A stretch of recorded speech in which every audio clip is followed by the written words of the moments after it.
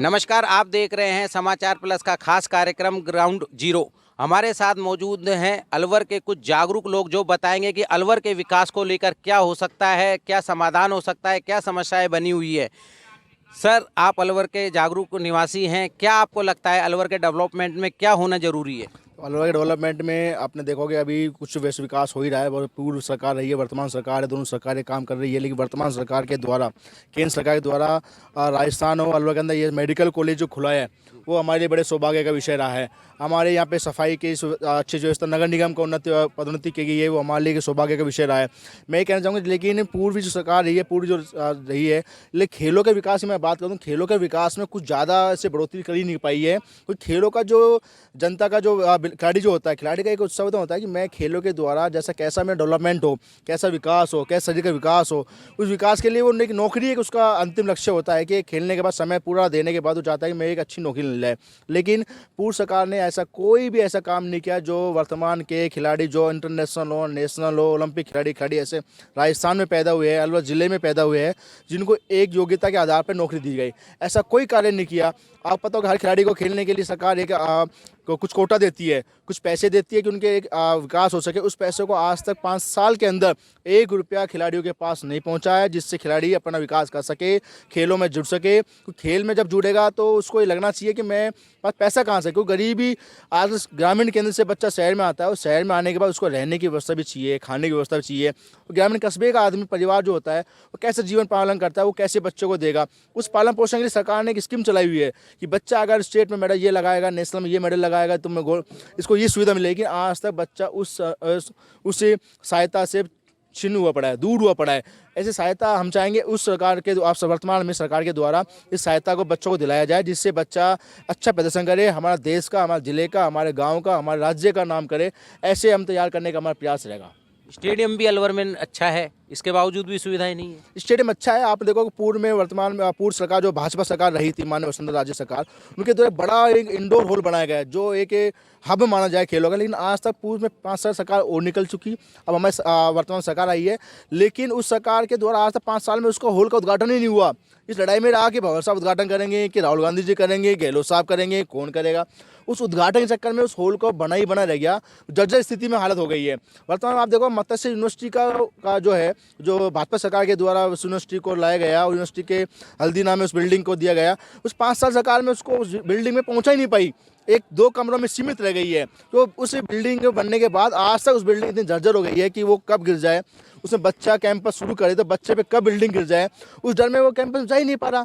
तो ऐसी स्थिति है कि अब वर्तमान में सरकार जो आई है उस पर विचार करेगी, सरकार उस पर काम करेगी। उसको चाहेगी जनता, बच्चों, युवाओं के अंदर जोश रहे, बच्चा पढ़ने के लिए, शिक्षा के लिए अपने अच्छे कैंपस में जाए, अच्छा शिक्षा मिले, ऐसी व्यवस्था करने में लगी हुई है।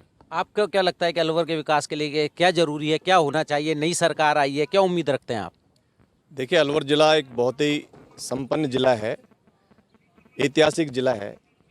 यहाँ पर यहाँ की ज़मीन बहुत उपजाऊ है, यहाँ पर्यटन की बहुत ज़्यादा संभावनाएं हैं, यहाँ उद्योग की भी बहुत ज़्यादा संभावनाएं हैं। लेकिन आज ज़िले में सबसे बड़ी जो समस्या है वो पानी की है। और मैं समझता हूँ कि जब तक यहाँ पानी की अच्छी व्यवस्था नहीं होगी, निश्चित रूप से उद्योग धंधों में भी समस्या आएगी। और जो खेती में तो आज समस्या हमारे सबके सामने पूरे ज़िले में है ही, और इसका समाधान सिर्फ और सिर्फ एक ही है। उम्मीद जगी है, डबल इंजन की सरकार राजस्थान में बनी है, और भारतीय जनता पार्टी की जब सरकार थी राजस्थान में, उस समय एक सपना सजोया था कि राजस्थान के जो 13 ज़िले हैं, जो सूखे ज़िले हैं, जो आज डार्क जोन में आ गए, बात करें अलवर ज़िले के, अलवर ज़िला पूरा लगभग डार्क जोन में है। और एक उम्मीद इसलिए भी जगी है क्योंकि अभी कुछ दिन पहले ही केंद्र सरकार की दोनों प्रदेश, मध्य प्रदेश और राजस्थान के अधिकारियों के साथ मीटिंग हुई है, और उसमें सहमति बन चुकी है कि आने वाले फरवरी माह में निश्चित रूप से इस पर कोई ना कोई काम आगे बढ़ जाएगा। और लोकसभा चुनाव के बाद मैं समझता हूँ कि इस पर काम भी शुरू हो जाएगा, और होना भी चाहिए, क्योंकि जब तक इस ज़िले में पानी नहीं आएगा, ना यहाँ पर्यटन आएगा, ना यहाँ उद्योग आएंगे, और ना ही यहाँ के किसान संपन्न होंगे। दूसरा सबसे बड़ा मुद्दा है कानून व्यवस्था का, क्योंकि हम सब ने देखा कि पिछले दिनों में जो कांग्रेस की सरकार थी, उस समय पूरे राजस्थान की स्थिति, कानून व्यवस्था बहुत ही डामाडोल थी। अब जनता ने कांग्रेस के खिलाफ मतदान किया, उनके खिलाफ उनको हटाने का काम किया, उसमें बहुत बड़ी मुद्दा कानून व्यवस्था का था, क्योंकि लोग अपने आप को असुरक्षित महसूस कर रहे थे, अपराध बहुत ज़्यादा बढ़ रहे थे। तो उम्मीद यही करते हैं कि आने वाले समय में कानून व्यवस्था, क्योंकि जब माननीय भजन लाल जी ने पहला जो काम किया मुख्यमंत्री बनने के बाद, सबसे पहले कानून व्यवस्था को लेकर के उन्होंने प्रयास किए और उन्होंने एक थाने में जाकर के भी रात को 1 बजे भी उन्होंने निरीक्षण किया। तो निश्चित रूप से, क्योंकि जब अधिकारी तो सब वही हैं, लेकिन अधिकारी के ऊपर डंडा कैसा है, अधिकारी के ऊपर सरकार कैसी है, सरकार की मंशा कैसी है, तो निश्चित रूप से भारतीय जनता पार्टी की मंशा हमको अच्छी नज़र आ रही है।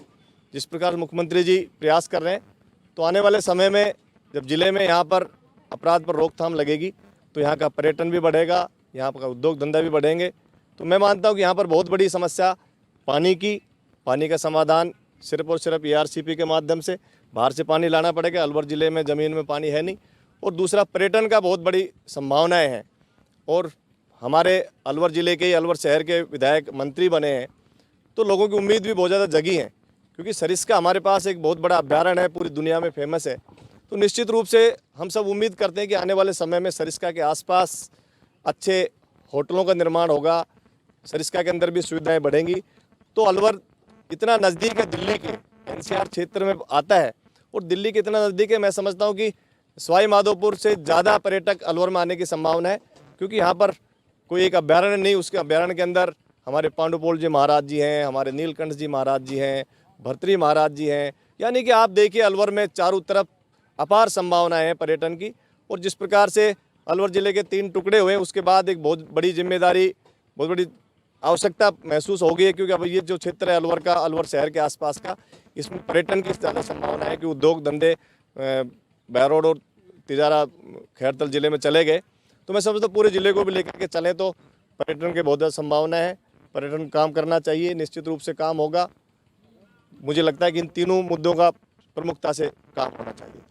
पर्यटन की बात हो गई, खेलों की बात हो गई, आप और क्या विकास अलवर में जिले में होना चाहिए आपके अनुसार? देखिए भाई साहब, आपके चैनल के माध्यम से मैं ये कहना चाहूँगा कि विकास के लिए सबसे जो प्रमुख तत्व है वो है पैसा।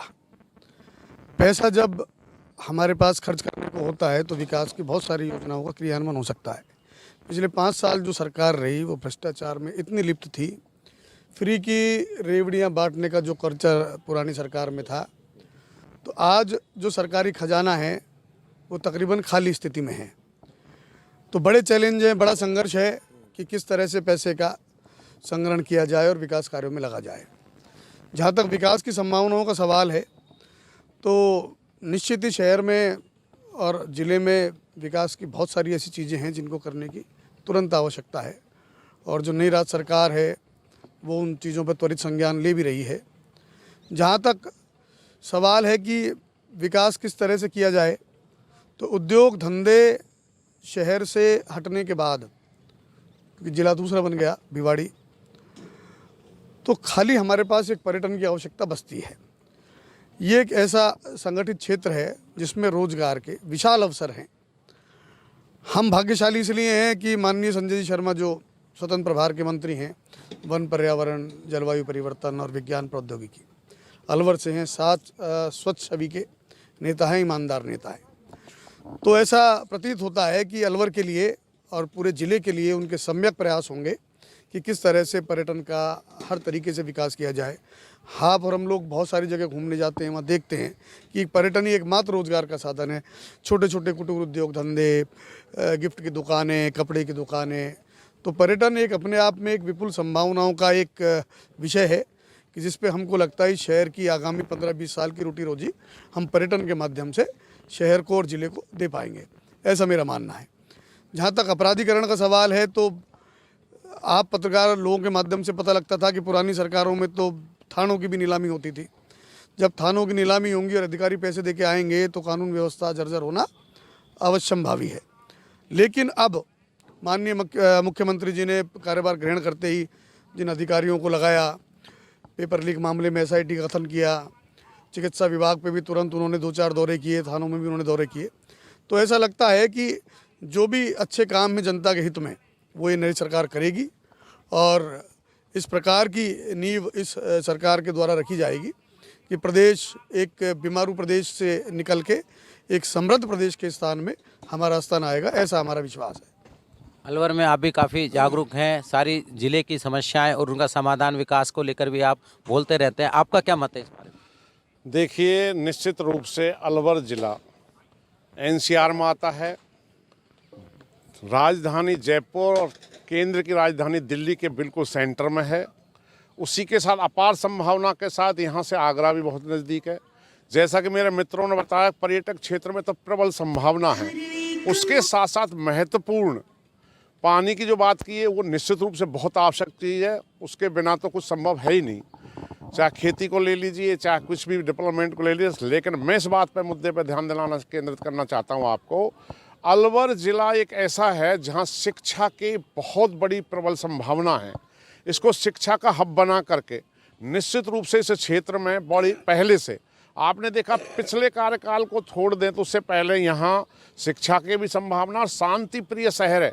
इस अलवर शहर को, इस अलवर ज़िले के पूरी जनता को आपने देखा होगा, पूरी दुनिया एक शांत प्रवृत्ति का शहर, एक समृद्ध शहर और एक विकासशील शहर मान करके यहाँ उद्योग धंधे भी बहुत प्रबलता से आए हैं।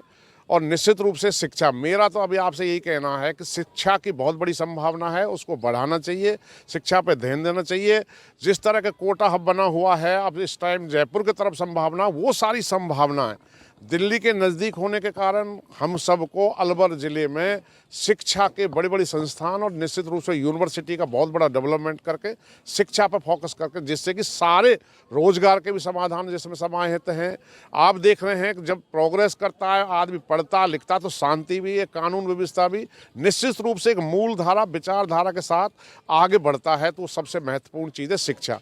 तो मेरा तो आपसे यही कहना है कि निश्चित रूप से बहुत संभावनाएं अलवर ज़िले में, अलवर शहर में शिक्षा की है, उस पर ज़्यादा फोकस करे सरकार, इस बात का मेरा कहना है। आप क्या कहना चाहेंगे अलवर के विकास को लेकर? देखिए, मेरे जैसे साथियों ने बता दिया, शिक्षा का और अपने पर्यटन का और विभिन्न विभिन्न क्षेत्रों में उन्होंने मुद्दे, लेकिन मैं कहना चाहूँगा कि मेरी व्यक्तिगत राय है कि अलवर ज़िले की सबसे बड़ी समस्या खुद एनसीआर क्षेत्र में आना है। क्योंकि एनसीआर क्षेत्र की हमारी सारी पाबंदियां लागू हो जाती हैं। दिल्ली में कोई पोल्यूशन उठता तो सबसे पहले पाबंदियां अलवर पे लगती हैं। कहते हैं साहब यहाँ ग्रेड 1, ग्रेड 2, ग्रेड 2 लग गए, जिससे कि विकास कार्य अवरुद्ध होते हैं। यहाँ यातायात के साधन जब चलते हैं तो सबसे पहले बंदिश उन पर लगती है। हमारे जैसे कुछ साथियों ने बताया कि हमारे जो यातायात हैं 2020 से भी जो पूर्व के हैं उनको बोला जा रहा है कि फरवरी माह में उनको पाबंद किया जाएगा, बंद किया जाएगा, उन पर चालान किया जाएगा। क्यों? क्योंकि जयपुर और आसपास के क्षेत्रों में वो पुराने साधन चल रहे हैं, पुराने धंधे चल रहे हैं, कंस्ट्रक्शन चल रहा है। जब तक आपका विकास कार्य रुक जाएगा तो अपार संभावनाएं जो है खत्म हो जाती है। क्योंकि एक आप मानते हैं कि जैसे एक खाली निर्माण से एक निर्माण कार्य नहीं होते, उससे मजदूरों को उनकी मजदूरी भी मिलती है, उनको काम धंधे मिलते हैं, उद्योग पनपेंगे तो कहते साहब ये पोल्यूशन हो जाएगा, उद्योग धंधे बंद होंगे तो वहाँ कारीगरों को काम नहीं मिलता है। तो मैं चाहूँगा कि एनसीआर क्षेत्र की अगर पाबंदियाँ हटें, और मैं तो कहता हूँ एनसीआर क्षेत्र के लाभ नहीं मिलते तो एनसीआर क्षेत्र में रहने से फायदा क्या। मैं मंत्री महोदय से निवेदन भी करना चाहूँगा कि आप शीघ्र ही एनसीआर क्षेत्र से अलवर जिले को बाहर करवाएं, जिससे कि और इसका विकास की गति को पकड़ सके अलवर जिला। सफाई को लेकर भी कोई बात कहना चाहेंगे? सफाई में काफ़ी सुधार हुआ है। अलवर शहर में आपने देखा होगा कि लगातार मॉनिटरिंग की जा रही है। कुछ कमियां रह सकती है, लेकिन क्योंकि संभावनाएं बहुत हैं, ये अब निगम बन गया है और क्षेत्र भी बढ़ गया है और संसाधन और साधन व्यक्ति उतने ही हैं। तो हमारे महापौर जी ने संज्ञान लिया है, मंत्री जी ने संज्ञान लिया है, जल्दी इस पर कार्रवाई की जाएगी। इसके अलावा भी और कोई समस्या है जो आपको लगता है जिसका समाधान होना चाहिए, अलवर का विकास हो? अलवर का विकास पर्यटन से जैसे हमारे साथियों ने बताया, लेकिन समस्या थोड़े पानी की चल रही है। अलवर जिले में चल रही है, लेकिन अलवर शहर में भी कुछ समस्या चल रही है। तो मैं चाहता हूँ कि अलवर के आसपास क्षेत्र में पानी की अपार संभावनाएं हैं। हालांकि बाहर से जो डीपीआर बन रही है उस पर तो कार्य चल ही रहा है, मध्य प्रदेश से जो समझौता चल रहा है चल ही रहा है।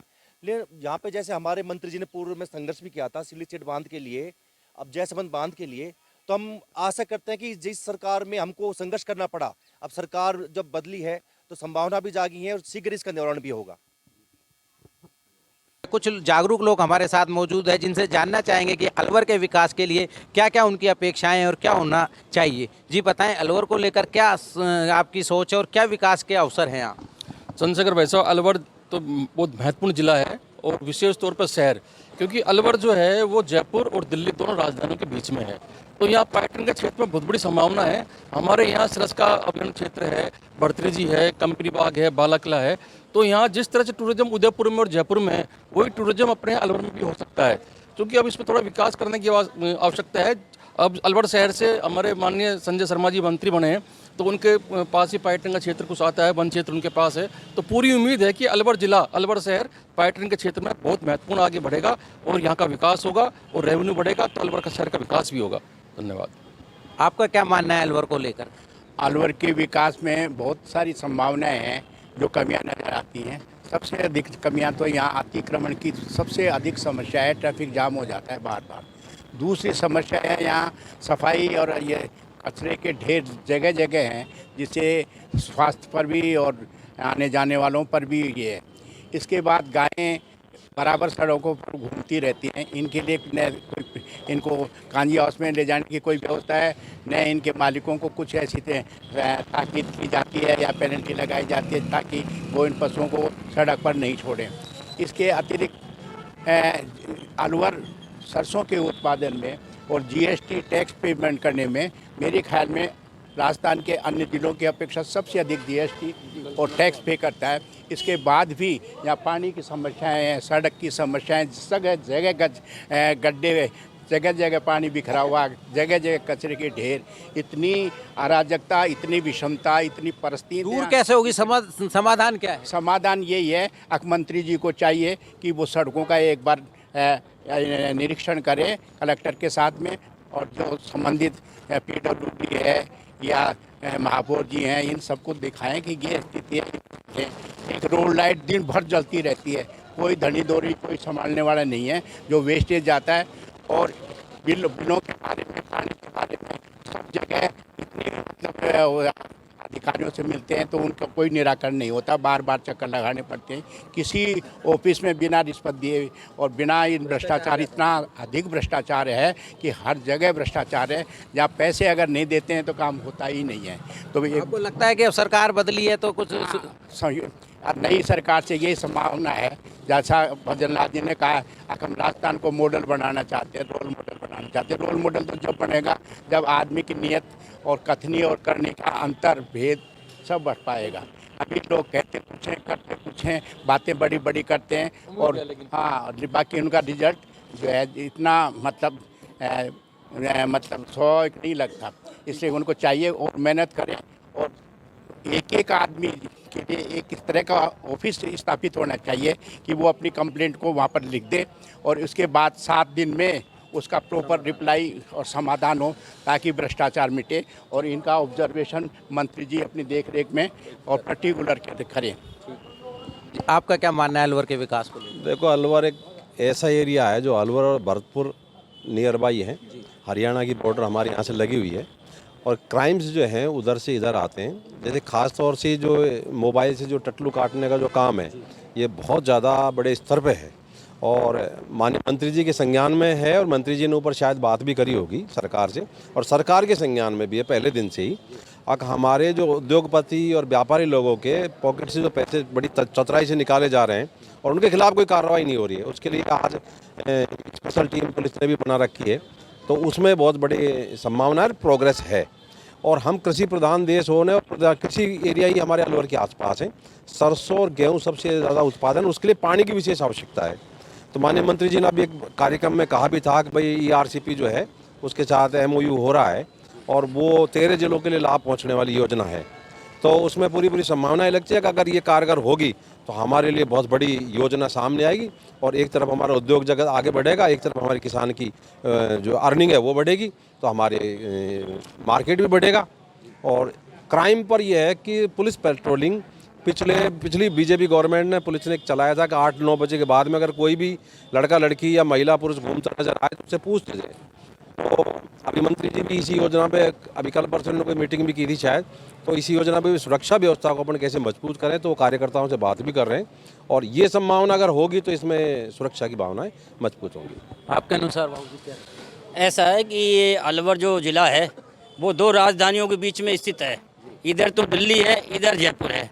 और हमारे यहाँ अलवर में अंदर विशेषकर पानी की बड़ी समस्या है, जिसके अंदर बालकनाथ जी ने MLA साहब ने भी कहा था कि इसमें वाटर विभाग जलदाय विभाग में घोटाला है कि बड़े बड़े पाइपलाइनें बिछा दी गई हैं, नीली लाइन में पानी आएगा, आज तक पानी नहीं आ रहा। जटिल समस्या शहर की बनी हुई है, गंदगियाँ हो रही हैं, हमारा पशु घूमते हैं उद्योग क्षेत्र में हमारे यहाँ व्यापारिक वर्ग बहुत बहुत ज़बरदस्त परेशान है। झूठे मुकदमे पीड़ित द्वारा किए जाते हैं, उनके खिलाफ कोई कानूनी तौर पर जांच नहीं की जाती, जबकि स्पष्ट प्रावधान है एफआईआर दर्ज करने से पहले उसकी जांच की जावे, अनावश्यक किसी को अरेस्ट नहीं किया जावे, कार्रवाई अपने आप में कानूनी तौर पर रूप से इसमें करना चाहिए। जहाँ तक अधिकारों का क्षेत्र है तो महिला और पुरुष दोनों को समान अधिकार है, अपनी अपनी धाराओं के अनुसार वो कार्रवाई हो सकती है, ऐसा नहीं है। लेकिन हमारे अलवर में विकास की बहुत आवश्यकता है। इस विकास के लिए मैं मंत्री जी महोदय से और राज्य सरकार से यही निवेदन करूंगा आपके माध्यम चैनल के माध्यम से कि अलवर को एनसीआर के रहते हुए इसमें विकास कार्य अन्य किए जाए, पानी की समस्या है तो दूर की जाए, लोगों की जो समस्या है उसका निराकरण किया जाए। आपके अनुसार क्या विकास अलवर में हो सकता है? मेरे हिसाब से जो विकास कार्य है, जैसे मान लो कोई भी समस्या हो, पानी की समस्या हो, सफाई की समस्या हो, क्राइम की समस्या हो या इंसान की सिक्योरिटी की समस्या हो, इसके लिए खाली बातें करके मीटिंग करके इनसे हल कुछ निकलने वाला नहीं है। मीटिंग की जाए और प्रॉपर चैनल उसका जो है वॉच आउट किया जाए, ऑफिसर्स की मीटिंग ली जाए, वाटर वर्क्स के जो ऑफिसर्स हैं उनको काम बता दिया, ठीक है, दैट्स ऑल। 15 दिन बाद उनकी मीटिंग होगी, उनकी मॉनिटरिंग होगी और बाकायदा ज़मीनी स्तर पर जब ये काम हो, उनके ऊपर एक्शन हो, तब ये सारा कुछ सेट हो सकता है, नहीं हो सकता। ग्राउंड जीरो में आज इतना ही।